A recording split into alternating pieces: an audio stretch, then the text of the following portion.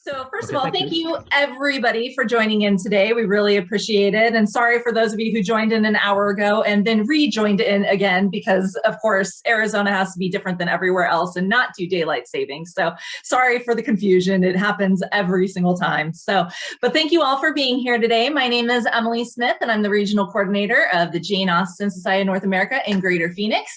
And we are so excited to have all of you today. We have people from all over Arizona. We also have some people from all over the States and a couple people from Canada as well joining in. And even a few people from the UK. So we'll see who all ends up showing up and joining in, but this is quite an international thing. So thank you all for coming. Robert Morrison is here to join us today to talk about the Regency Years. I've got my copy of the book in front of me.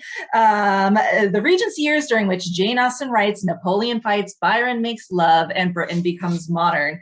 And he is joining us from Bath today. So part of the reason this is so early for us West Coasters in US, we're trying to do what we can to make it not ridiculously late over in Britain for him. So thank you so much for making it all work today. And I'm going to turn it on over to Robert. Thank you for being here.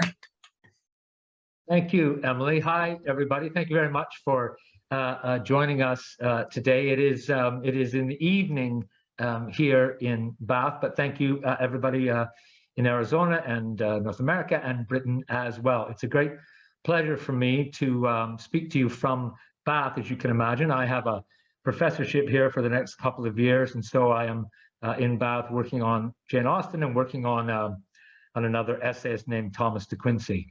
So I'm going to jump in and talk about the Regency Years, and I'll walk through that PowerPoint presentation, and then if you have questions or anything afterwards, I've spoken to Emily, and she will field those questions, and then she'll ask them to me on your behalf. I think that's what we agreed, Emily. Absolutely. So I think that will work. And feel free, for everyone, feel free to put your questions in the chat kind of as we go along, as you think of them, and then we'll return to them at the end.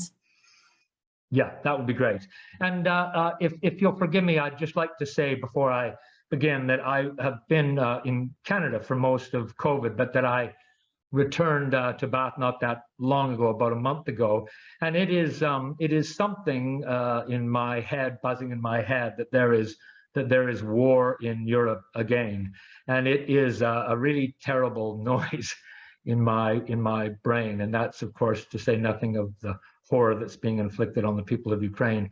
And I didn't really want to speak today without acknowledging that is a reality in our world. And it's made me think of many things, as I'm sure it has all of us. And one of those things is, in terms of this talk, is that Jane Austen also wrote at a time of war in Europe. I think that's a circumstance of her life that is often forgotten, that Austen wrote her novels. Of course, Waterloo's 1815, and she wrote Emma and Northanger and Persuasion are after that. But the vast majority of Austen's life was spent in the shadow of war, with two of her brothers in the Navy, of course, and in Persuasion, for example, the Navy features as well. So it's made me think about what it is to live in Europe and write about life going on whilst the war is going on. So I wanted to acknowledge that before we began. So Emily and I have already done this. I'm going to share my screen. This is the only nerve-wracking moment I have in the whole thing, is when I have to call this PowerPoint slide up. And I said to Emily earlier that one time it didn't come up, and that was a problem. When I was giving a lecture to a class, and I had students in Bath here, and I was speaking in Ontario, and the PowerPoint didn't come up. Now, Emily, is that showing? Yes, it is showing. We've got it up on our screen, so we're good. We're doing well. Perfect. That's all I need to do. The rest of it is easy for me. Okay, this presentation is called Jane Austen and the Strange Business in America, and I will come to that strange business as we work our way through. So thank you again very much for inviting me, and I'm going to plunge right in. This talk is in 3 parts. I'm going to talk about the Regency first, and then I'm going to talk about a broader literary movement called Romanticism. I have given this talk, or versions of this talk, quite a few times, and English majors always, I think, get quite excited when they get to revisit a course they took in the 2nd year or the 3rd year on Romanticism. And then finally, I'm going to concentrate, as I think we'd all wish, on the brilliance of Jane Austen. So this is the first part, the Regency, and this is, of course, the Prince Regent as painted by a man named Thomas Lawrence, who was one of the great portrait painters of the era, and whose house is just up the hill from where I'm sitting now. So some people have asked me how I got the idea to write about the Regency in the first place. And so the Beatles play a very large part in my intellectual operations, and I often think about them, and I thought, if I was going to write a book about the 20th century, which decade would I choose in the 20th century? And I would always choose the 1960s because I'd get to write about the Fabs. And so that led me to think about periodization and about what decade I might write about if I were writing about the 19th century. And that led me to a book by Frank Kermode, Sir Frank Kermode, and his book, History and Value. And Kermode talks about periods in History and Value. And here's what he says. There are myths about all periods. Periods are myths, and we use them as formulas. Kermode is thinking here of such constructions as the Roaring Twenties or the Dirty Thirties, or in the case of the Beatles, the Swinging 60s. You can see that rhyme and alliteration are important considerations. Kermode adds periodization by decades as part of our familiar mental habit, another way of ordering the past, and so making it accessible to valuation. We divide history up so we compartmentalize it. There's a danger in doing that, of course, but it also makes it easier to talk about. If we just talk about history, it's far, far too overwhelming to make much progress. So studying the Beatles in my life illuminates key features of the 1960s, from religion, politics, civil rights, the arts, and fashion, through celebrity culture, hippie culture, drug culture, the Summer of Love, the Vietnam War, innovations in science and technology, and the highly various musical traditions of Britain and America. So if the 60s might be said to be the most transformative decade of the 20th century, which was the most transformative decade of the 19th century? And I don't really do 20th century literature. I have a hard enough time just trying to order 19th century literature. So I went back to the 19th century literature, and it was very clear to me which was the decade that was most fascinating. The Regency is not, however, typically thought of as a decade. It tends to be a word that's used much more broadly than that.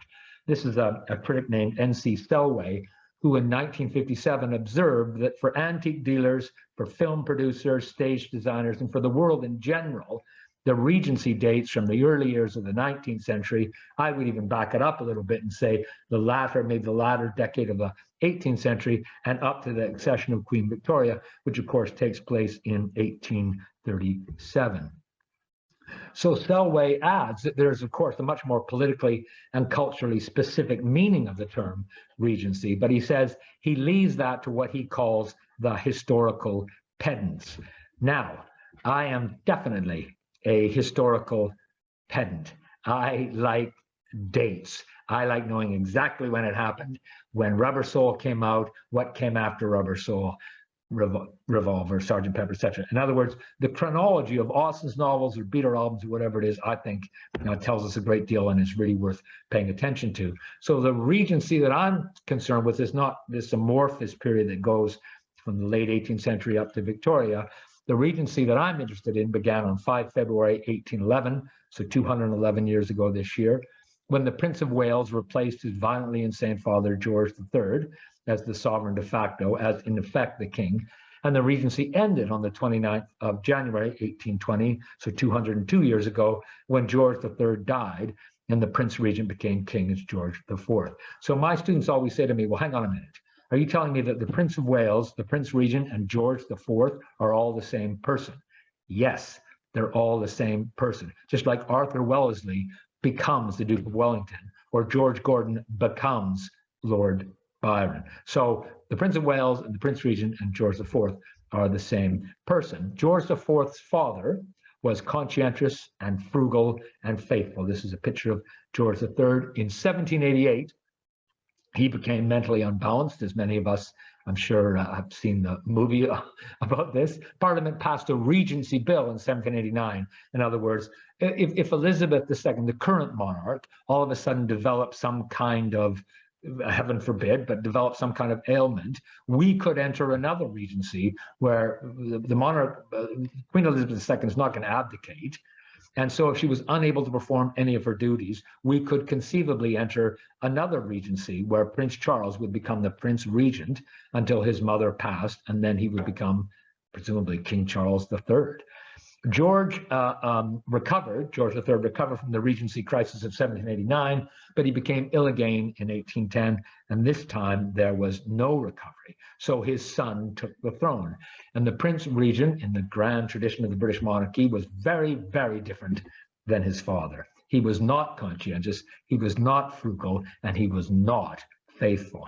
Yet, despite his many excesses and his many failures, I think he partially redeems himself with cultural, aesthetic, and literary judgments that have proven remarkably sound. And of course, one of the things he did was enjoy and buy and celebrate the novels of Austen. The Regency was a decade defined by brilliant characters and momentous events and stark contrasts. This is a woman named Priscilla who makes her living by collecting rags and sewing them together and selling them. I put pictures of people like Priscilla here because sometimes our image of the Regency is very much defined by Austen. And Austen, as we know, talks about a pretty small segment of society. There were far more Priscillas than there were Elizabeth Bennets. The Regency was a society of elegance and brutality, of bigotry and innovation, of exuberance and widespread despair. A society forced to confront a whole range of pressing new issues that signaled a decisive break from the past, even as they evoked a complicated nostalgia for it. The image here is of Joseph Johnson, who's got a boat. You can't quite see all of it, but he has a boat on his head, and he would stand in the front of windows of wealthy people and move his head in a way to mimic the action of a boat. And that's how he made his living. What happened during the Regency? In my book, I argue that the decade marks the onset of the desiring, democratic, secular, opportunistic society that is for the first time recognizably our own. So let me just catalog a few of the names that you may be familiar with. I spoke to Emily, and she was sitting in front of an image of the Brighton Pavilion. There's the Brighton Pavilion, which was designed by a man named John Nash. Nash did Regent's Park and Regent Street, and he also did the Brighton Pavilion. If there's one building, I think, that sort of encapsulates the exuberance, the spendthriftness of the Prince Regent, it's the Brighton Pavilion. It really is an incredible building and well worth visiting. Science became a force to improve the human condition during the Regency, especially when the man on the top, Humphrey Davy, and the man on the bottom, Michael Faraday, helped design and invent the miner's safety lamp. Britain is going to power its way to the foremost, make itself the strongest, most powerful country in the world on the back of the Industrial Revolution, and the Industrial Revolution needs coal. And that means you need to send people underground as safely as possible. And people kept dying in dreadful mining accidents. And so Humphrey Davy and Michael Faraday invented the miner's safety lamp, which is in the picture at the bottom on the right. And in doing so, they demonstrated the powers of science to improve the human condition. George Stephenson advanced railway engineering. The railway, of course, of immense importance in the development of Britain's power and in Canada and around the world. George Stephenson advanced railway engineering to its modern form in the design and construction of both the locomotive and the track. And if you'll look at this image, you can see that it was drawn by Stephenson in 1815. And one of the reasons I started to write the book is because I thought that's what Stephenson was designing just outside of Newcastle at the same time that Jane Austen was writing, getting ready to publish Emma. And it's not necessarily the case that we think of Austen's Emma and that steam engine as happening, the power of George Stephenson's imagination and the power of Jane Austen's imagination, but that engine and the book and the novel Emma were happening at the same historical moment. And I really wanted to write a book that captured that range of intellectual achievement. There are a number of different versions of when Charles Babbage first thought of devising a calculating machine, the forerunner of the modern computer. But in his autobiography, he himself dates it to 1812 or 1813. So if you're me in my life, I go 1811 Sense and Sensibility, 1813 Pride and Prejudice. So whilst Austen was working on Pride and Prejudice, Charles Babbage was dreaming up that machine. Now, Babbage never got a chance to build it. It was built in the 20th century, but we have designs for it. And that is what the blueprint of what eventually became, that's a calculating machine that eventually became the modern computer. The textile workers known as the Luddites organized the first, launched the first well-organized, widespread fight against a new industrial system. Their resistance anticipates 20th century unionization and the many modern campaigns against corporate greed and unfair labor practices and the exploitative or squalid aspects of the 21st century technological movement. The term Luddite has come to mean someone who's against technology. These people who were the Luddite weren't necessarily against technology, but they were against losing their jobs and being thrown into poverty with no social safety net at all. This is Brummel, George Beau Brummel, who was the foremost dandy of the Regency. Brummel prized cleanliness, meticulous simplicity, and buttoned-up stylishness. Sometimes Brummel is associated with this sort of peacockery and this great splash and exuberant color. That wasn't what Brummel, that's what it became, but Brummel prized something rather more buttoned up and stylish. When Lord Byron ranked the three great men of the 19th century, he placed himself third, Napoleon second, and Brummel first. Thomas Lawrence, whom I've already mentioned, and Henry Raeburn painted the glamorous portraits that have made the Regency a byword for beauty and poise. This is John Constable. John Constable produced timeless versions of rural England. All these things are happening in the Regency. This is a painting called The White Horse. You can see the white horse in the boat in the bottom left-hand corner, which he exhibited in the spring of 1819. And this is J.M.W. Turner, who I think is the greatest of British painters, who revolutionized British landscape art. This is a painting called Snowstorm, Hannibal and His Army Crossing the Alps, 1812. So Austen publishes Sense and Sensibility. Turner exhibits that painting. Austen publishes Pride and Prejudice. In this painting, Hannibal's quest for military and imperial glory seems almost risible when set against the overwhelming forces of nature. You can see that sun in the middle of that black vortex, and the human beings in this image are pressed down into the bottom, what is that, the bottom 10 or 20% of the image. And in these images of Hannibal and his army, Turner is actually painting a commentary on Napoleon, who of course in 1812 is raging across Europe. John Clare is our first ecological poet because of his deep comprehension of both the human and the non-human worlds, and of the intricate interdependence of the two.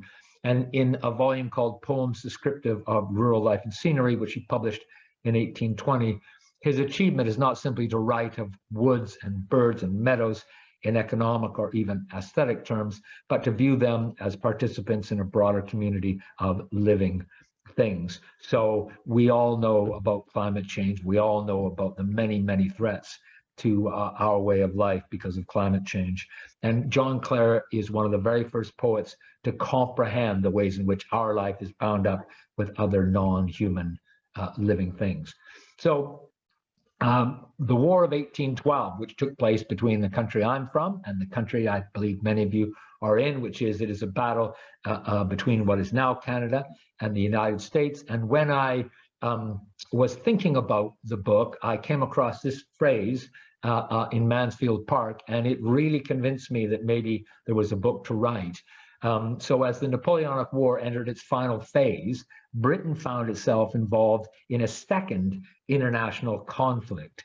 A strange business this in America, Dr. Grant. A strange business this in America, Dr. Grant. What is your opinion? Now, I can't tell you how many times I read Mansfield Park or taught Mansfield Park and sort of read by that reference. And when I was preparing to write on the Regency, I thought, what is Tom Bertrand asking? Well, he has to be asking, depending on the internal dating of Austen's narrative, he has to be asking about the War of 1812 or the series of incidents that led up to it. And I thought, wow, there's a reference to the War of 1812 in Mansfield Park. There's Jane Austen way ahead of me. Again, she always packs in these references, and you know, she demands a sort of an attentiveness to keep track of all the things that she's doing. So that's what happened in the Regency, and as you can see, traditional accounts of it have been very heavily dominated by the achievements, the substantial achievements of men. So let me turn now to Romanticism. And this is where, as I was conceptualizing the book and thinking about Austen, here's where it got for me very interesting. The Regency is a decade nested within the broader literary movement known as Romanticism. So we usually say that Romanticism begins in 1789 with the outbreak of the French Revolution, and it ends, well, depending on who you talk to, the death of Samuel Taylor Coleridge, the great poet, in 1834, or Dickens's first novel in 1836-37, or the ascension of Queen Victoria in 1837, the coronation in 1838. So between 1789 and the late 1830s, and then right in the middle of that stretch, there is the Regency Decade. So Romanticism is typically said to begin, this is a painting by William Blake, of course, with the outbreak of the French Revolution, and it ends with the passage of the Great Reform Bill, or the death of Coleridge, or the start of Queen Victoria's reign in 1837. Now, there have been a number of people who've said, let me tell you what's happening in Romantic literature. And I'm just going to give you just very briefly a couple of people who have summed it up in a way that is highly suggestive. The definitions are too short to really cover everything, but they're highly suggestive. In Romantic literature, W.H. Auden declared, the divine element in man, watch the gendered language here, the divine element in man is now held to be neither power nor free will nor reason, but self-consciousness. In Romantic poetry, the hero is the poet himself. The hero whom the poet must celebrate is himself, for the only consciousness accessible to himself is his own. So Romantic poetry is, or Romantic literature is seen primarily as poetry, and it's seen as an exploration of individual self-consciousness. This is Harold Bloom, the great critic at Yale, who in 1961 wrote a book called The Romantic Revolution, and he says, Bloom comes up with these definitions that are so exciting. I find they don't define everything, but what they do define is very memorable. Romanticism can be defined as the internalization of quest romance, with the poet as quester. So Bloom said it used to be that people would, climb on a horse and go out into the forest and fight battles and come back learning something about themselves. Well, Romanticism is still about a quest for the Holy Grail and maybe medieval romance, but Romanticism is a quest that takes place within the individual consciousness of the author. And the single most important thing that determines Romantic poetry is the French Revolution. And it conditions poems like William Blake's The Marriage of Heaven and Hell, William Wordsworth's The Prelude, and Percy Shelley's Prometheus Unbound. This is Roger Scruton in 2000, who says, beneath the rational culture of enlightenment, the Romantic search for another and deeper culture, the culture of the people, rooted in mystery and surviving in the inner sanctuary of the poet's self. So you can see again, it's about mystery, it's about the inner sanctuary, and it's about poetry. It's about the poet's self. Hallmarks of Romanticism. This is a man named Thomas McFarlane, who was at Princeton. And McFarlane said, Romanticism, let me tell you what Romanticism is about. The emphasis is on men. The emphasis is on poetry. The emphasis is on melancholy and mystery. The emphasis is on subjectivity, and the emphasis is on self-consciousness. So if you take a Romanticism course, even now, you will hear lots of lectures about men, poetry, mystery, and self-consciousness. Now, my problem with all this, as big a fan as I am of poets like William Wordsworth, none of this sounds very much like Jane Austen. And I wrote the book because, well, I didn't write it only for this reason, but I wrote the book in part because we have a definition of the era that she writes in. She is in the Romantic period, but our definitions of Romanticism leave her to one side. How can we leave one of the greatest novelists in English literature to one side? Austen is almost invariably set to one side in accounts of Romanticism, but she is pivotal to any assessment of the Regency. This is this is my book that Emily showed you earlier, The Regency Revolution, but this is the British version of it. The American publisher, a long story. The American publisher liked the Regency Years, and the British publisher liked the Regency Revolution. So that's what happened. So this is the third part. Let me move to the third part on Jane Austen. All 6 of Austen's novels appeared during the Regency. I cannot tell you how excited I was when I realized what the dates of the Regency were and that all of Austen's novels came out during the Regency.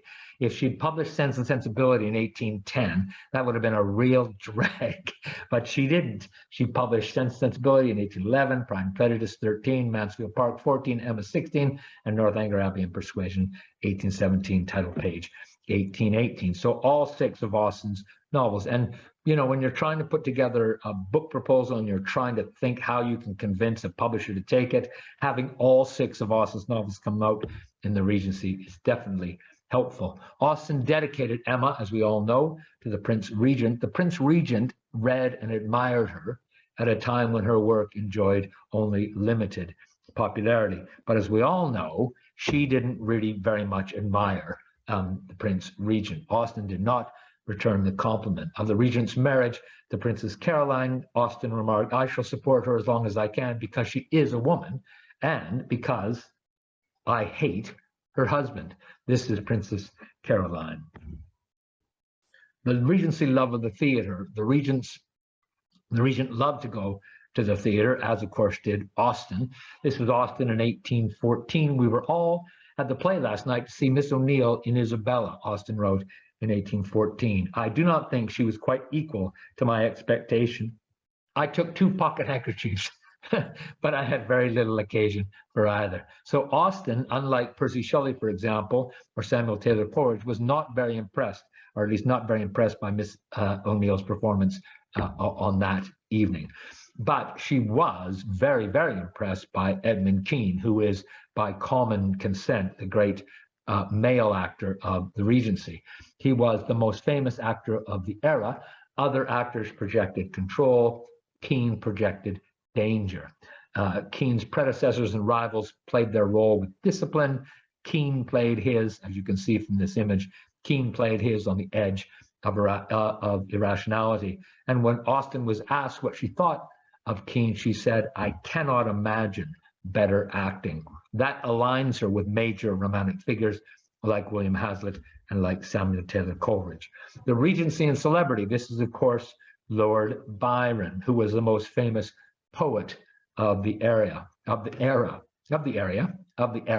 He set the stage, Byron did, for our ongoing fascination with personal notoriety, with violent spectacle, with creative genius, and with celebrity culture. Byron is the first celebrity, and lots of people make claims for who the first celebrity was. The reason I say Byron is because we didn't really have the technology to pump out images that could get all around the country, get all around Britain, or all around the world prior to the Regency. There were advances in technology and transportation that meant that a picture or a poem by Lord Byron, a picture of Lord Byron, a poem, could be all around the world, all around the British Empire in quite a short time period. There was technology that drove the price down and enabled you to produce things en masse. Lady Caroline Lamb is one of Byron's. Byron had many, many, many, many mistresses, and she famously declared that Byron, as I'm sure we know, is mad, bad, and dangerous to know, which of course made everybody want to know him. And Lady Caroline, that description of Byron, I think, is at least equally applicable to Lady Caroline herself. Austen read Byron and was less enamored, although she does speak of him more positively, I think, in Persuasion, for example. Austen was less enamored. I read Byron's The Corsair, mended my petticoat, and have nothing else to do, she wrote to Cassandra in March 1814. So one of the things I love about Austen is that when everybody's reading Austen, it's not like, when everybody's reading Byron, it's not like Austen doesn't read him. She just doesn't get, she's true to her own taste. And she reads him and goes, yeah, I'm mending my petticoats, I got nothing else to do. She doesn't get swept up. Her critical judgment stays, true to her own emotion and feeling, and sort of her artistic presence. Byron and Austen, Anne found Captain Benwick. This is, of course, the Cobb in Lyme Regis. Anne found Captain Benwick again drawing near her. Lord Byron's dark blue seas could not fail of being brought forward by their present view, and she gladly gave him all her attention as long as attention was possible. The other thing about Byron that I think is worth noting and that I wanted to share with you is that I think it's pretty clear that Byron read Persuasion, and you'll remember at the end of Persuasion, which is of course set not very far from where I'm sitting right now in Bath. At the end of Persuasion, Anne makes that magnificent speech. I've got a little caption here: men have had every advantage of us in telling their own story. Education has been theirs in so much higher degree. The pen has been in their hands. Now, on the right-hand side, I've got a stanza from a poem by Lord Byron called Don Juan. And this is a woman. He ventriloquizes as a woman. And this is a woman speaking of the freedom that is allowed men and the dreadful, unjust restraint that is put on women. So this is what Donna Julia says in Byron's poem. And as I read this, I think you can call to mind what Anne says near the end of Persuasion. This is Donna Julia in Byron's poem. Man's love is of his life a thing apart. 'Tis a woman's whole existence. Man may range the court, camp, church, the vessel, and the mart. Sword, gown, gain, glory, offer in exchange pride, fame, ambition to fill up his heart. And few there are whom these cannot estrange. Man has all these resources, we but one, to love again and be again undone. I think that's Byron's poem, but I think that comes from Jane Austen. Walter Scott was the most famous novelist of the era, far, far more famous than Jane Austen. Mark Twain insisted that Scott's Waverley novels had so large a hand in making Southern character as it existed before the American Civil War, that Scott is in a great measure responsible for that war. So sometimes when people wonder what impact literature can have, sometimes that impact is a terrible one. But I think Twain is right to say that Scott's Waverley novels and its notion of chivalry and property ownership and clan thinking had a large hand in making Southern character as it existed before the American Civil War. That is, literature has an impact. Literature shapes the way we think. Literature shapes our lives. Scott is a great novelist, but he's also a very fine literary critic, and he's also a great admirer of Austen. He says, read again, and for the third time at least, Miss Austen's very finely written novel of Pride and Prejudice. And this is something else he said about Austen. The big bow wow strain. Scott writes these historical novels that discuss major historical events. The big bow wow strain I can do myself like any now going. But the exquisite touch which renders ordinary commonplace things and characters interesting from the truth of the description and the sentiment is denied to me. Now, praising Austen for her exquisite touch sort of makes her small, whereas I think of Austen as very, very commanding. But Scott is right to point to the difference between his artistry and Austen's. This is Austen to her niece Anna in September 14. Walter Scott has no business to write good novels.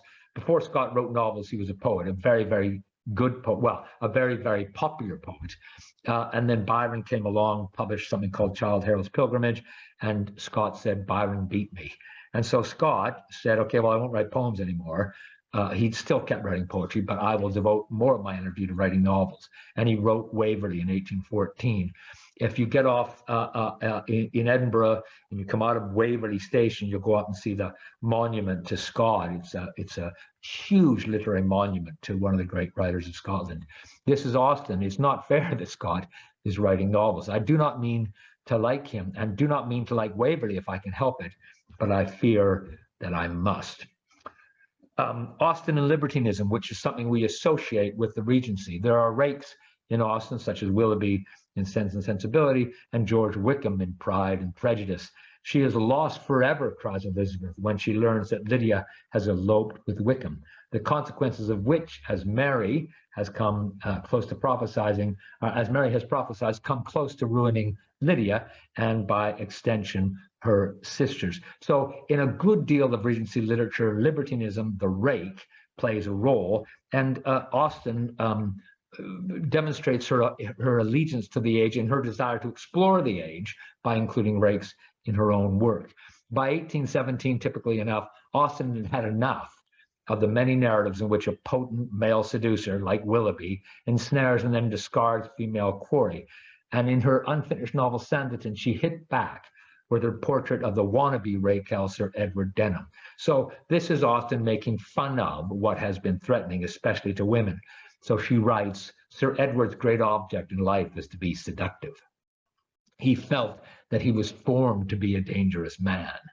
None of this matters to the elegant but impoverished Clara Barrington, however, as she sees through Sir Edward, and she has not the least intention of being seduced. So this is Austen standing up to that kind of male power. She co-opts it in something like Pride and Prejudice, but then she satirizes and rejects it in Sanditon.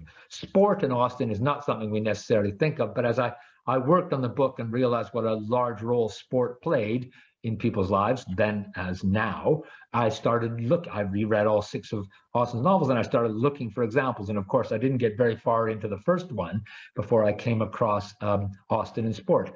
Cricket was one of the most popular games in the Regency for both women and men. If you can see this illustration, you'll see quite astonishingly that it's all women. This is women out playing sport, rural sport or cricket match extraordinaire.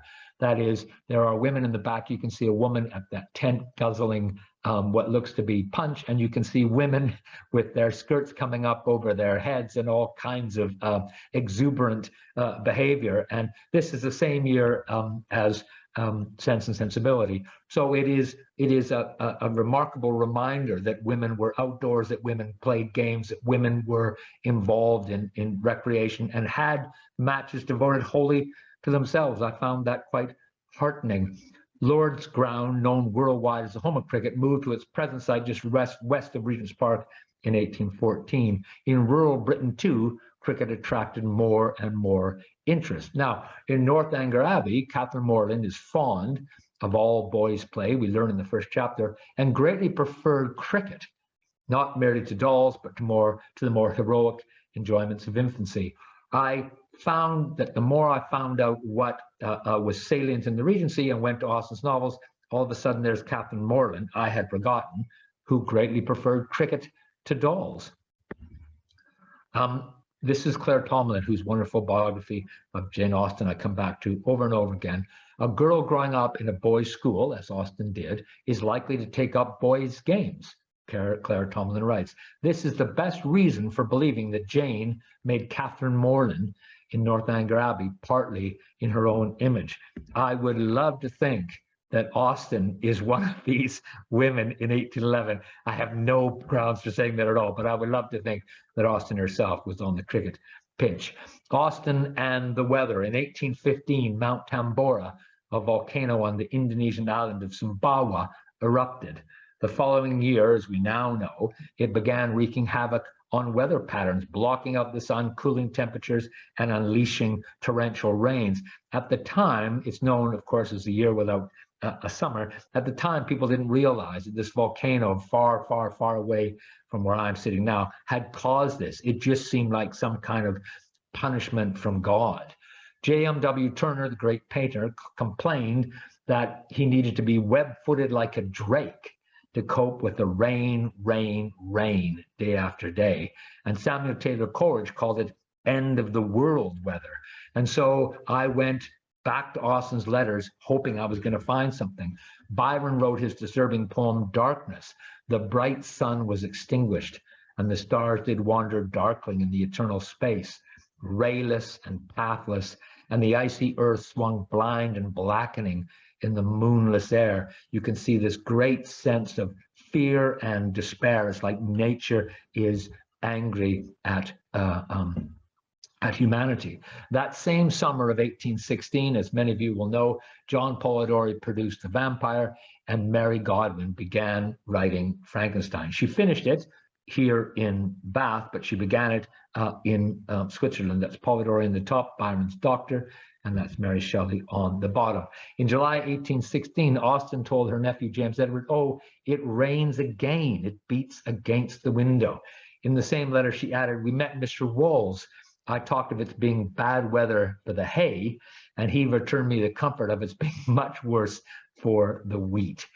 So I wanted to write a book in which we imagine Polidori and Jane Austen and Samuel Taylor Coleridge and J.M.W. Turner under the same rainy skies. It is a remarkable thought that the same rainy skies in 1816, Austen worked on Persuasion while Mary Shelley began Frankenstein. The two novels were published within a few weeks of each other.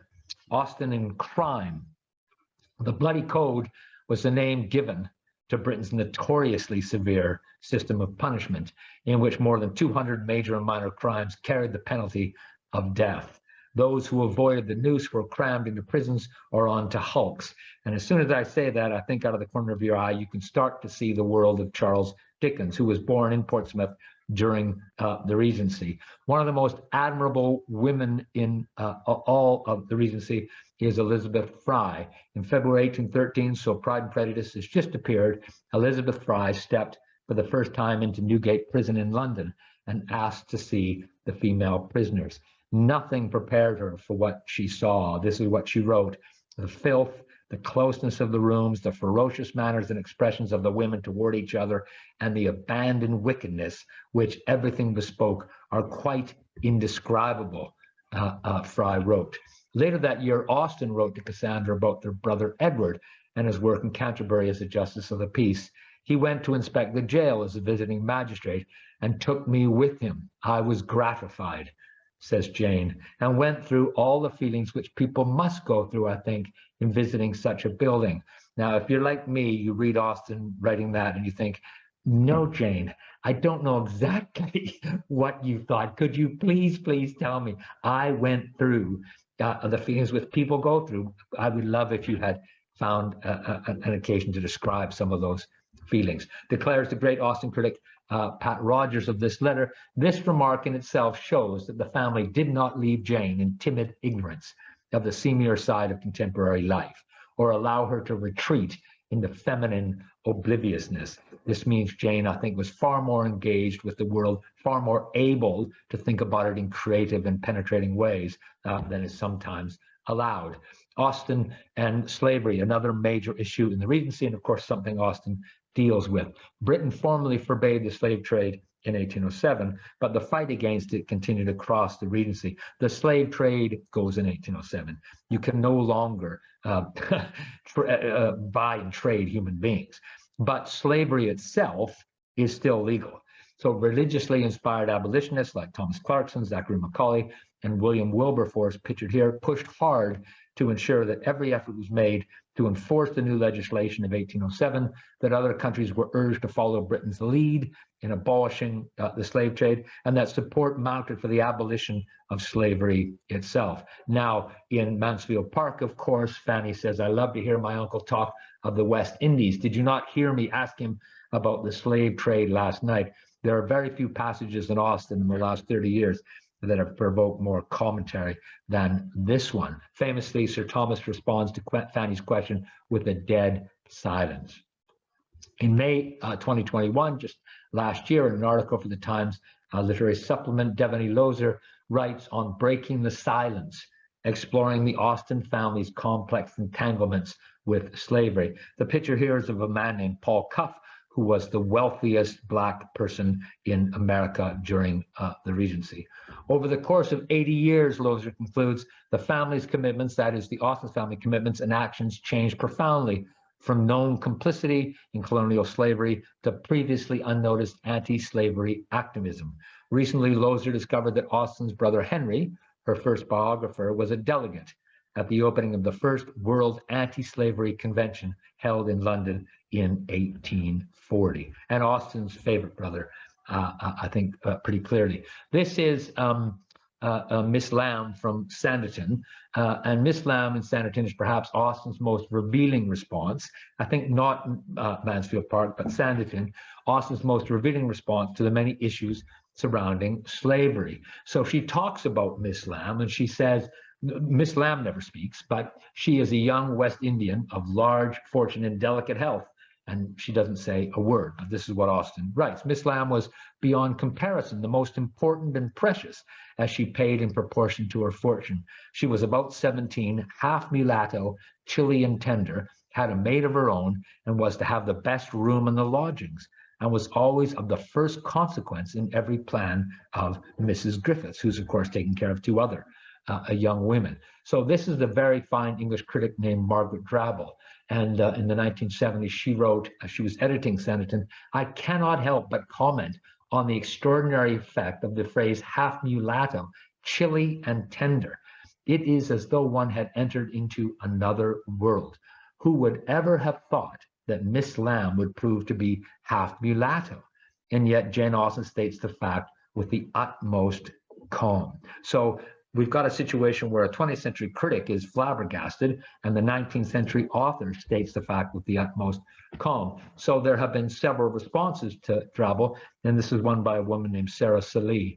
And she writes, "Unlike Drabble, no one in the novel expresses surprise or shock at Miss Lamb's arrival." That's the really the remarkable thing that Sallee underscores. Lady Denham immediately begins to think of Miss Lamb as a potential wife for her nephew.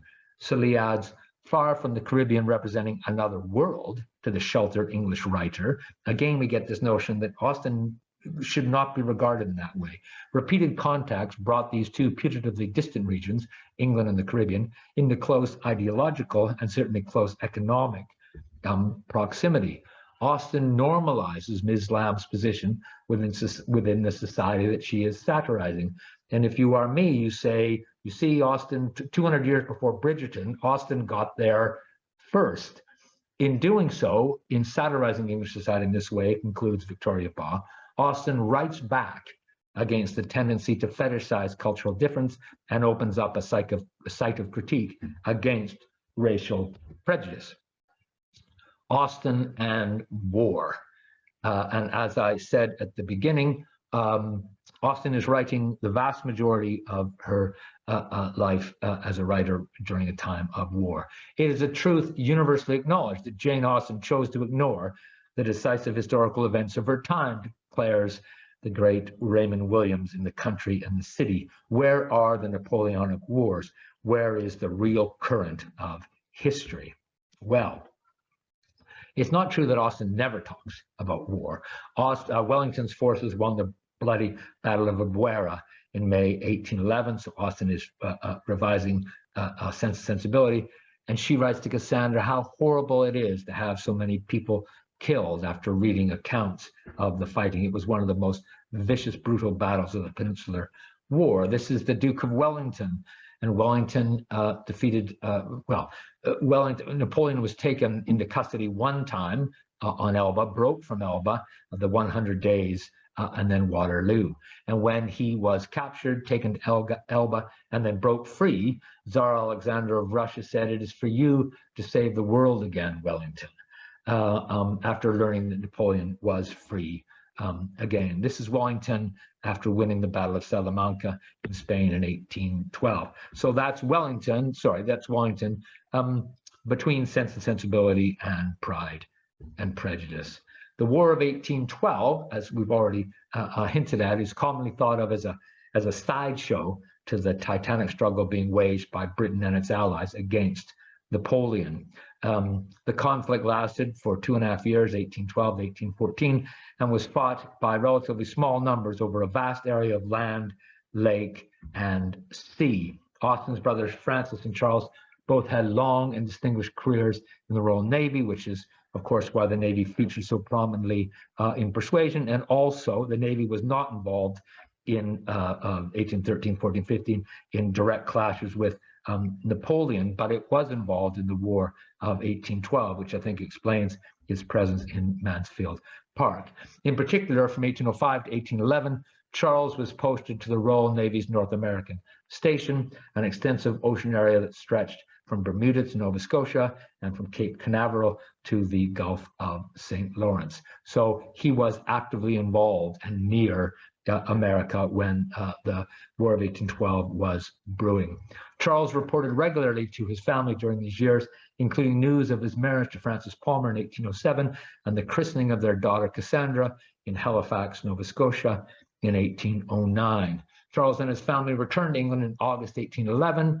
2 years later, Frances wrote, "Charles is very anxious to be in active service just now, and should he be fortunate enough to get a frigate before the American War is over, he will certainly endeavor to go out to that station." So again, we can see very clearly why Austen is talking about the War of 1812 rather than Napoleon's War in Mansfield Park.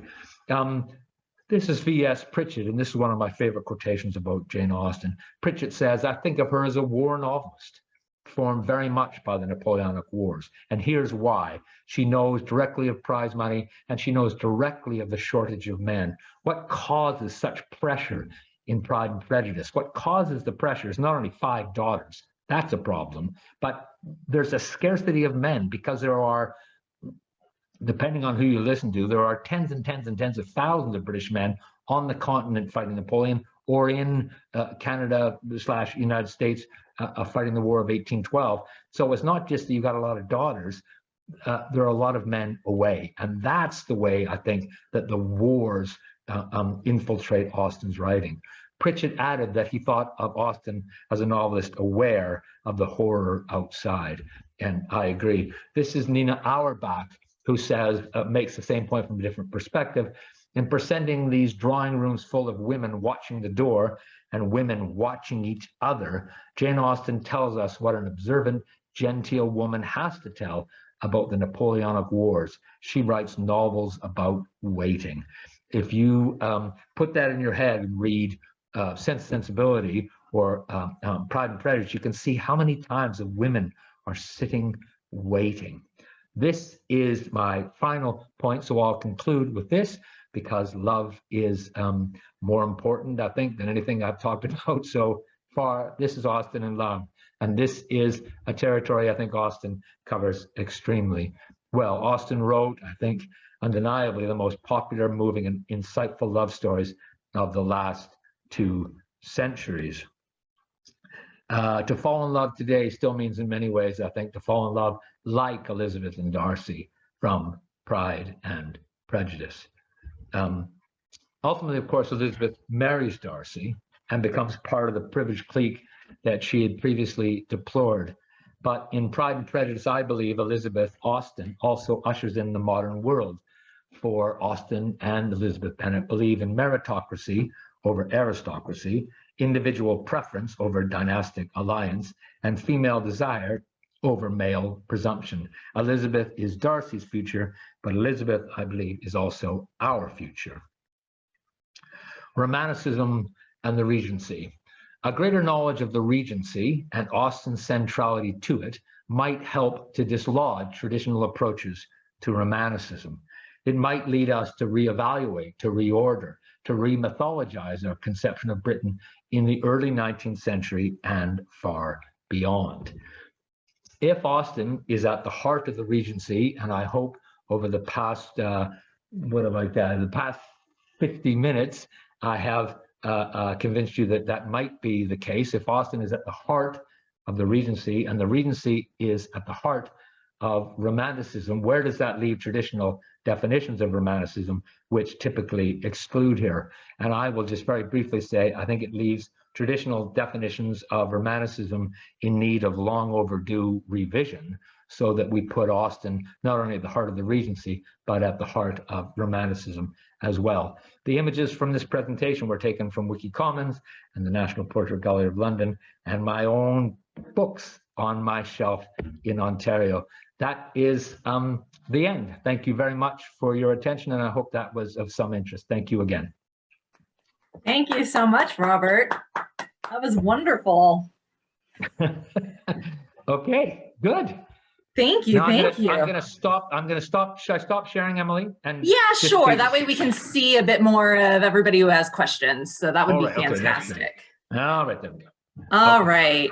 All right. So thank you so much. That was a fantastic presentation. And I hope that those of you who have not picked up his book are now ready to. So what we're going to do is start looking into the questions that are in the chat. So if you have any questions, you can feel free to put them there. If you also want to ask a question, because of course this is Zoom and not just texting, you guys are more than welcome to raise your hands and we can unmute you and have you ask your question directly to Robert as well, so you can engage a little bit more. So definitely, however you prefer to do it, please start getting those questions in. My first question is, first of all, Robert, just so everyone knows, is where can they learn more about what you've been doing, what's coming up next for you? You know, are you on any social media, any type of website or anything you want to share so people know what's current in your world? Right. Well, I've not been asked that question before. I have spent my entire academic career grossly overcommitted, and I'm grossly overcommitted again. And so I have two books in my head, which stay in my head because other things come up. I just got proofs of a book of an edition today. It doesn't matter, but it's just one more thing I've got to do. So I'm speaking at the Austen annual general meeting in Victoria in September, and that's a great honor and thrill for me. And I'm speaking on, like everybody's speaking on Sense and Sensibility, and that is not a novel I've taught as much as Persuasion or North Anger or Pride and Prejudice. So I'm really looking forward to speaking about that. And I'm still I still get a lot of pleasure out of thinking about the Regency. So I hope that there's maybe another book in there somewhere. It takes a lot of time to get it in your head, a strong idea. And I have a wonderful agent in New York, and he's wonderful. And I go to him and I say, hey, John, here's my idea. And he says, oh, Rob, I love you, but I can't go to lunch with that idea. That's terrible. You got to come, you got to give me something. So when I go to him and I say, I've got Wellington, Austen, JMW Turner, Mary Shelley, he gets very excited, but I need another idea that good. And unfortunately, I would love to come up with good ideas all the time. I don't do that, but I do have a website. If you just type Robert Morrison, I think it comes up, or Robert J.H. Morrison, or maybe I'll send that to Emily and she can share it with you. Sounds good. All right, so we've got some questions rolling in the chat, so I'm just going to start with the first one and kind of move down. So Holly has our first question in. What sort of friction, if any, existed between science and religion during the Regency? Oh, there's quite a bit of, it's still one of the things that struck me as I went through, as some of you may know, the radical poet Percy Shelley was at Oxford, and he got thrown out of Oxford in 1811. If you go to his college, University College, Oxford, now, as you walk in, there's a bust of Percy Shelley, and the college conveniently doesn't mention that they got very upset with Shelley and threw him out. And it threw him out because he wrote something called The Necessity of Atheism. And it is sort of the first time publicly, or one of the first times, that someone stands up in the West and says, I'm just not so sure this is all true. And the forces that gathered to get Shelley out of Oxford were prompt, led by his father, prompt and quickly got rid of him. So Austen says, in 1814, Austen says, I'm by no means convinced that we ought not all to be evangelicals. And there is, for example, Elizabeth Fry is a religiously motivated reformer. So there is a tremendous importance that religion plays in the lives of many, many Regency people. But at the same time, the claims of science and the ability of science to do things like stop the spread of disease or stop a mining explosion. Uh-oh. I think we just lost him. Wow. All right. That was like, my ski just went black. Yeah, you just was like, fell off the call. I was like on a roll there, man. And then I was gone. That's okay. We can get the roll back. It's okay. Yeah, well, that's why I should come to Phoenix, Arizona and just talk to you directly instead of hanging by an electronic thread. So should I keep going, or did some? No, you can. Did you complete your thought on? Well, I just wanted to say it was a profoundly religious age, and a lot of people got, there was a lot of reform. The slave trade is driven by religious indignation to some extent. But science starts to make, Darwin isn't that far away, and science starts to make claims that religion finds increasingly difficult to rebut. And so that conflict, we think of it more as belonging to the Victorian age. But a lot of the reason I wrote the book is because when you read the literature of the Regency, you end up saying, well, a lot of the things that we're handing to the Victorians actually belong a little bit earlier. And that's a pretty slippery slope, right? Because people say, oh, well, in the 1790s, this happened. And, Dr. Johnson was a celebrity and there was a scientist, but at some point you got to say, well, Austen published all 6 novels and Wellington 1. Those are facts. And other things can be gathered or marshaled around that. So the Regency is a time when science and religion do clash. But I would say there's more of an attempt by religion to assimilate science and science to assimilate religion than we see later on. In other words, science begins by trying to validate religion rather than invalidate it. Okay, I think I made it through that question, which was excellent, without dropping off the face of the earth. So you're good. Still here. We good. Still got you. That's good. All right, we'll move on to our next question. That was a great answer. Thank you so much. How does Austen's treatment of character and place regarding Miss Lamb and the West Indies and Sanditon compare to Bronte's Bertha Mason, a Creole from Spanish Town, Jamaica, 30 years later in Jane Eyre? Well, that's a very, very good question as well. Talking about Miss Lamb is difficult because Austen doesn't finish it. And when it hangs there unfinished, what happens is people like me get very excited about, oh, I know what she was going to do with Miss Lamb. She was going to make Miss Lamb like Bridgerton, and she was going to become queen, or, I don't mean that, but it is because it's open-ended in the way that it is. It's very difficult. Miss Lamb doesn't speak in Austen's text, and she doesn't get there till chapter 11. So what Miss Lamb was going to become, the fact that she's there at all, I think Margaret Gravel's surprise, is a valid one. And I think Sarah Sallee's point, well, why are we surprised? That's also very valid. But how Ms. Lamb would have turned out.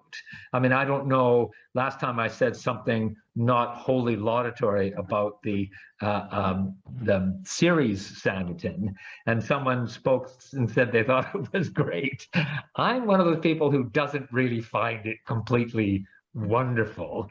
And I think for the reason I've outlined, which is that when it isn't finished, I mean, Andrew Davies takes certain liberties even when it is done. Darcy doesn't jump in a pond in Pride and Prejudice. And so it's difficult to know what Ms. Lamb would have become. But Bertha in Jane Eyre, I think Bronte, and especially, what's the book that's running in my head, Wide Sir Goes to Sea, Jean Rhys, that post-colonial critique, the ways in which the Creole woman is made to critique certain patriarchal structures. I think it's possible to see Miss Lamb. I think the really interesting thing is that Lady Denham says, oh, well, she can marry Edward. She doesn't say, oh, well, I would never have a person from the West Indies marry my Edward. She says she's got money, great.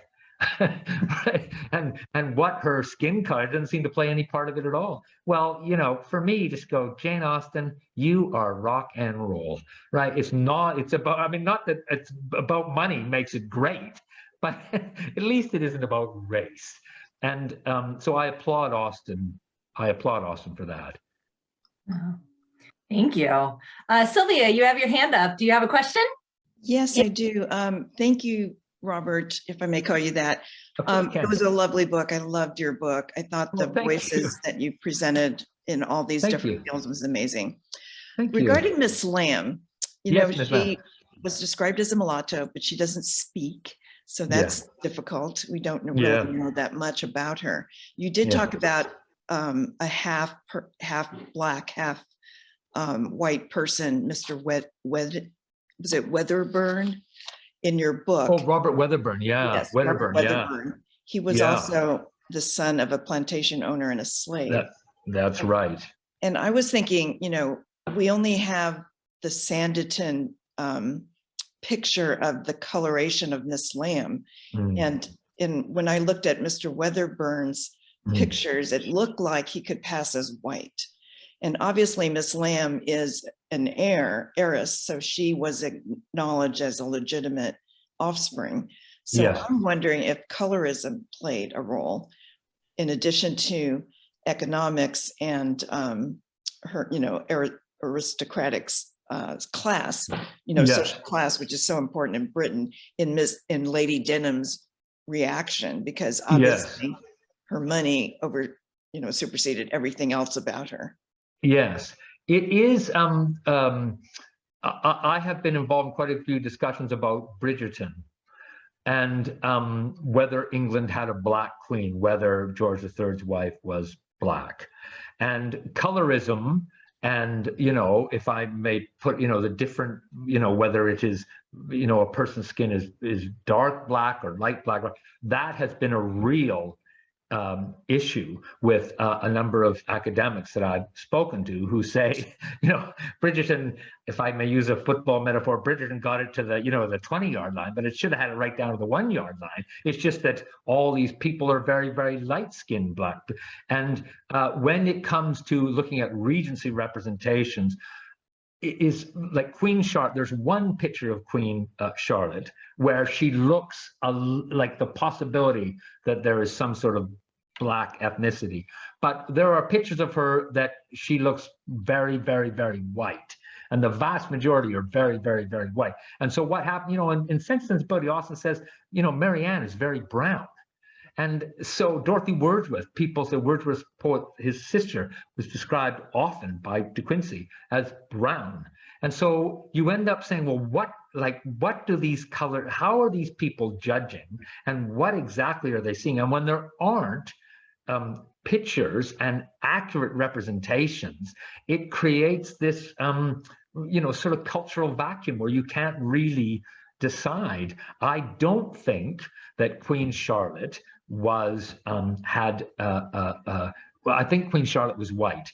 And the reason I say that, and this is not me, this is another a scholar, but this scholar said, look, just think of what happened to Meghan Markle and the British crown 3 years ago. She got hounded out of that country by vile racist commentary. And so in my understanding is it just got so bad she left, and I don't blame her.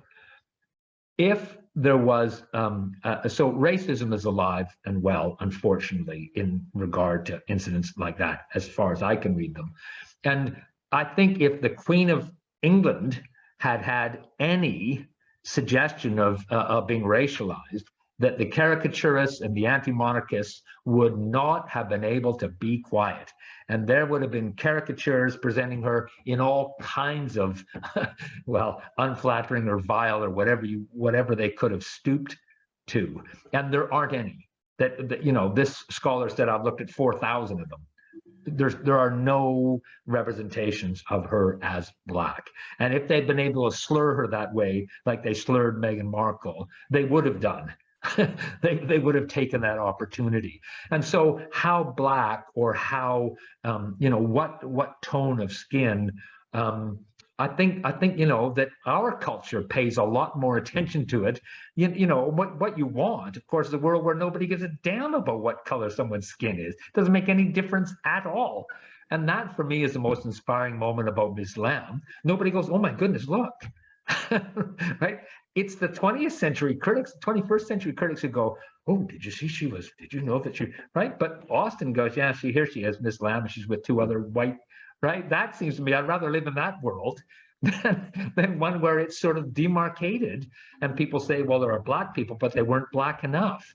Well, okay, I understand, right? But we end up, fetishizing that in a way that I'm not always sure pushes us forward. And like Austen, I believe, I tried to write the book to push us, a tiny bit forward. And Austen not commenting about race is the most wonderful comment about race I can think of. Doesn't make any difference. Right. Does that answer it? Yes, very much. Thank you. Robert Wedderburn is spectacular I mean, I think that speech, I only quoted a little bit of it, but I just can hear Martin Luther King in that little snippet that I gave of Robert Weatherburn's speech, you know, the great oratory of King. Yeah. Yeah, thank you very much. That's a really excellent question. Thank you. Hey, Sylvia, great question. So we've got a few more in the chat. Want to try to get to everyone. So from Jean, said, certainly Jane Austen created the character of Marianne Dashwood as a follower of the Romantic movement. Is she criticizing Marianne, sympathizing with her, or something else? Well,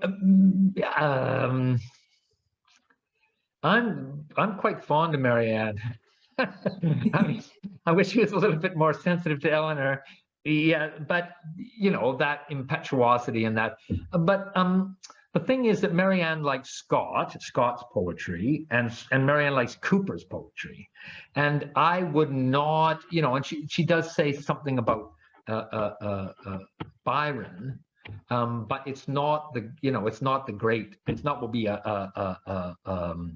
associate with Byron. It's too early. Byron really hits in 1812, and Austen comments in 1811. But I think that Austen's is trying to create a figure in Marianne that is more closely aligned with the Romantic movement than Eleanor by a long way. And I think that what makes sensibility interesting is that there is this tension in Austen between sort of the desiring Austen and the, you know, and the Austen that feels like, you know, rules have got to be followed, like in all of us in a way. And, you know, Marianne is rude, and Marianne, but, you know, Willoughby is not very kind to her. And Austen, I think, at some level is critiquing that kind of male privilege that just, you know, that men get slapped on the back and celebrated. And, you know, Mary Bennet in Pride and Prejudice says, you know, Elizabeth rolls her eyes in amazement. Mary says, you know, virtue in a female is irretrievable, and one false step and she's ruined. And Elizabeth, you know, rolls her eyes, but that's the world that they live in. And I think what Austen is doing with Marianne is showing the terrible toll that kind of patriarchal hypocrisy and injustice, the pressure on women in Austen, the pressure on women today is so much greater than it is on men. That's just a fact. And I know I'm a white privileged man, so I say it with humility, I hope. But it is, you know, when I became a prof, and we had two beautiful children, and my wonderful, wonderful wife stayed home with our boys and took care of them. And some people said, well, that's not very good. She should be going out and helping to support the family, right? And then there were other people we know, other mothers who went out working. And people said, well, she doesn't take care of her kids. She's out in the workplace, right? Whereas me, I had a job, and I went out and I made money. And everybody said, well done, Robert, right? I was just doing the right thing, and my wife couldn't win. Well, that sucks. That's not fair. And the character of Marianne wears that kind of injustice. I think, you know, it makes her very, very ill. And at the end, she says yes. And you know, I'm never gonna accept Brandon. It's just, I don't care how many times I read that novel. You know, the fact that she's called a reward at the end, to me, that's Austen going, I am not gonna give you a happy ending, because this isn't happy. You know, it's a compromise. And everybody's life, we all know, everybody's life is a compromise, right? Do I have everything I want? No, I don't. It's a compromise, right? Is my wife here? No, she's not, right? It's a compromise. And so Marianne, I think, displays that compromise and ends up as a reward, which is sort of the last thing Austen wants, but it's sort of the best ending she can imagine for Marianne within the confines of that novel. Yeah. Okay, I'm going to be quiet because people are running out of time, and you'll be tired of listening to me blather. Well, there's still questions rolling in, so they're apparently not tired. Do you have a few more minutes to answer maybe two or three more questions? Okay. Yeah, I sure do, yeah. All right. So Betty asked, why was it that Brummel was the greatest man of the Regency? Oh, Betty, that's a good question. Well, I don't think I don't think he was the greatest man of the Regency, but Byron thought he was the greatest man of the Regency, and Byron's a far, far greater man than I'm ever going to be. So why did Byron say that? I think the reason Byron said it is, I wrote something a little while ago, and I said Brummel. I don't know if you're a Bowie fan, but I said Brummel's like David Bowie, right? In other words, Brummel's about self-invention. Brummel says, you know, all these people with this wealth and status and this privilege and this Oxford education and this great property and all that, right? They're just performing a part.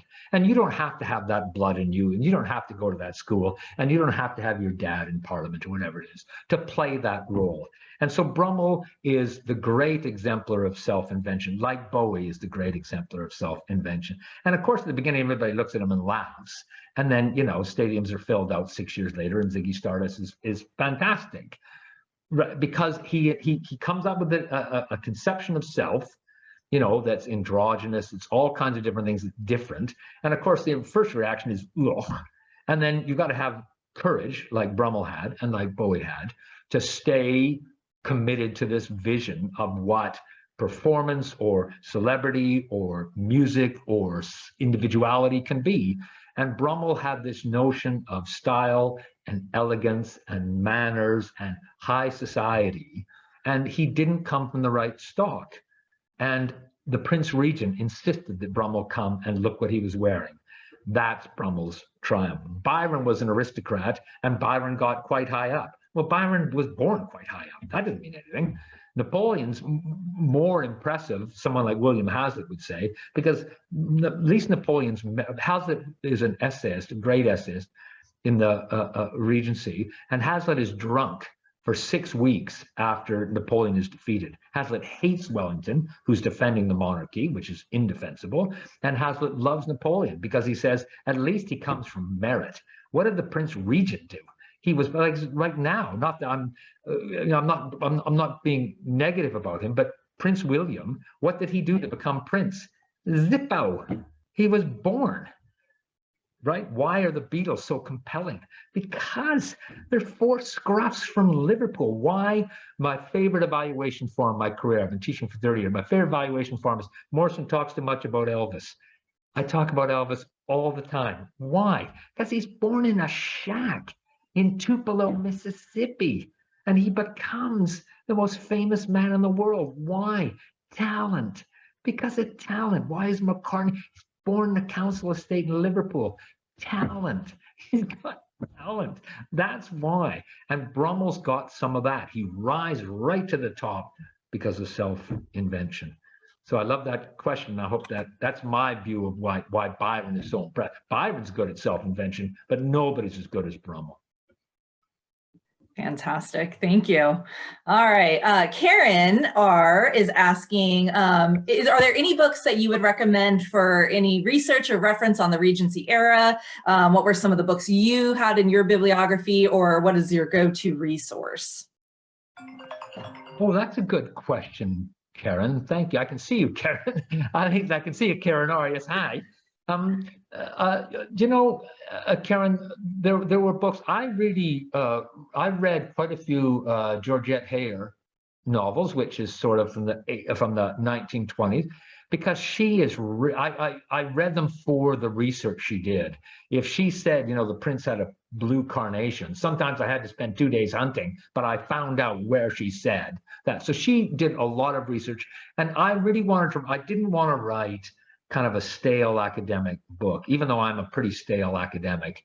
I wanted to write something that had a little bit more life to it. And I found that she could sort of mobilize the different impulses of the Regency pretty effectively, as could Austen, as could the writers of the time. And more often than not, I found myself going to Austen, to Mary Shelley, to J.M.W. Turner's notebooks, because what happens when you're trying to write a history of the period is if you start reading too many histories, you just start burping back what they say.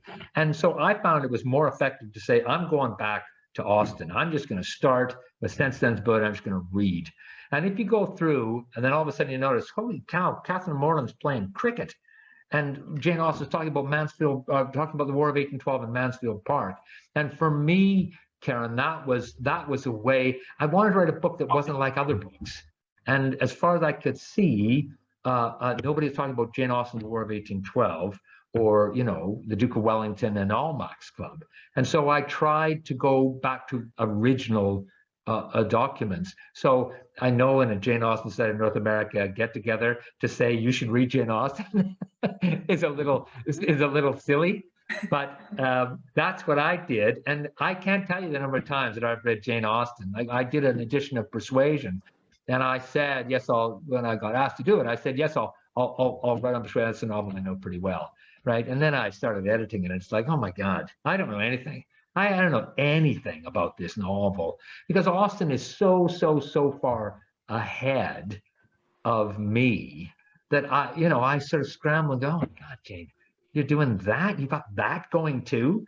Yeah. So I end up going back to the original. So I would say that, you know, there are other novelists like Maria Edgeworth and like Susan Ferrier, you know, who do things that sort of run parallel to Austen. I just a little while ago finished Frances Burney's The Wanderer, which she published the same year as Mansfield Park. And you know, when you put the Regency and Austen in your head and then read a book like that, it illuminates, you know, the text you're reading, but it also starts to illuminate Frankenstein and other books by novelists like Walter Scott. And so that's what I would recommend. I would recommend, you know, reading the original rather than other. No, I mean, there's plenty of good Regency histories out there. The best one I read is by Paul Johnson.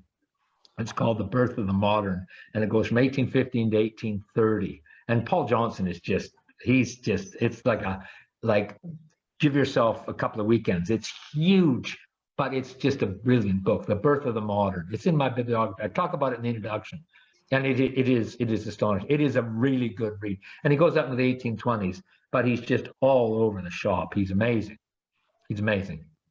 Okay, thank you. I like the Georgette Heyer reference. Her story on the Waterloo was great, but it's nice to pick your brain about what helped you write the book. Yeah. Thank you. Thank you. All right. Well, it doesn't look like, I think we got to everybody's questions. Yay. So I'm so glad that we were able to get through them in the chat. So thank you so very much, Robert, for your very wonderful presentation. Everybody is saying so many nice things in the chat. And one person I just had to say that you are anything but a stale academic since you called yourself that. So you were not. I'm feeling a little stale, so that makes me feel better. Thank you very much. No, it was absolutely fascinating. For those of you who haven't read the book yet, it reads so easily. Like it's all broken down into these small segments, and they just they stand alone, so you can read just a short amount at a time if you want to, or it just kind of flows together. But it's just fascinating. So definitely pick it up on Amazon if you haven't already. Yeah, thank you so much, Robert. Is there any other information you'd like to partake or tell us today? Or well, just that I'm looking. The annual general meeting is in Victoria, British Columbia. And Victoria is the first holiday I went on with my wife many years ago was to Victoria. And it is an absolutely beautiful place in British Columbia. And if you have any second thoughts about going, please come, because it is an amazing city, a beautiful spot. And I'm looking very forward to going at the end of September. That's fantastic. Well, I hope many of us will be able to make it to the AGM this year. I know the last year it was a little spotty. People were still a little worried. So hopefully more of us will be able to make it out this time around. So yes, that would be great. Yes, fantastic. All right. Well, thank you all so much for coming. Thank you all very much. Thank you for taking the time. I know it's getting late over there. Thank you so very much for staying up for us. Yeah, it's my pleasure. I'm very flattered to be asked. Thank you so much. Thank you. Bye for now. Thank you. Everyone, thank you so much for coming today and enjoying Robert Morrison's presentation. Our next event is going to be an in-person. Thank goodness. It's exciting to get back. We'll be doing our Box Hill picnic on Saturday, May 21st up in Rimrock, Arizona, just a little bit north of us.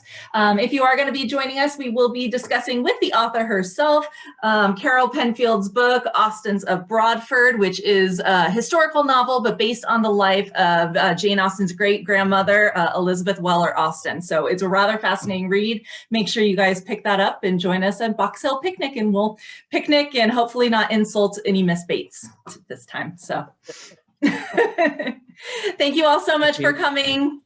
Thank you. Thank you, Robert. Thank you.